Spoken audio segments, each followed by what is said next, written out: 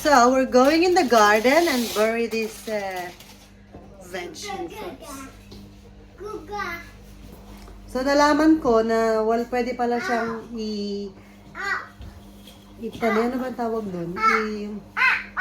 Since wala akong compost bin, pwede daw pala siyang ilagay sa ilalim ng lupa para tumaba yung lupa. So, nagawin natin yan. Ito, inipon ko to ng ilang araw. Mga fruits lang siya and veg. Tara sa garden. Let's go in the garden, Lucho.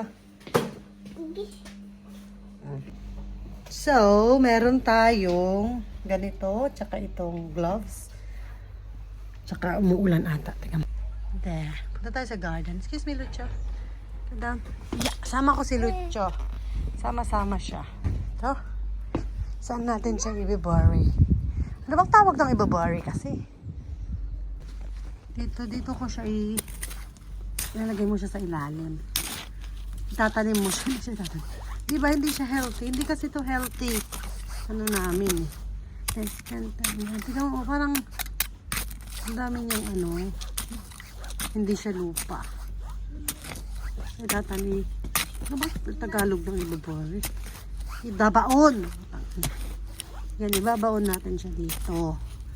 Nalutso. Tignan mo, mayroon siya. Oh, worm. Oh, wormy. Dati takot ako sa worm, pero hindi na ngayon.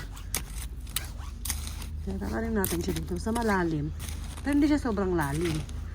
Kasi pag sobrang hindi malalim, yeah, baka anuhin ng pusa. May mga pusa pa naman dito. Yan, ilalagay mo siya sa ilalim. Yan. Yeah. Yan. Ganyan. Ganyan siya, oh. Ano ba yan? Pwede na yan ganyan. I-bury mo siyang ganyan. Pataba siya ng lupa. Tapos, ganyan, tutakpan mo ulit siya. Yan na. Parang compost na siya, compost. Para daw pang pataba daw ng lupa. Diba? Oh, okay na yan. Para pag summer, pwede na natin siyang taniman. Nasaan ang egg? What are you gonna do with the egg? Kick. Let's go. Hold on. So, tapos na. Let's see this stuff here. Oh, wala. Namatay na yung sayote ko. Yeah. What's that? Yeah. Yan, tapos na namin maibaon. Ito na si Lucho. Say hello. Ito yung garden namin, napakakalat. Oh. Yan. Lucho. Tapos na namin. Ayaw niya nang pumasok. Say bye-bye, Lucho. Say bye-bye.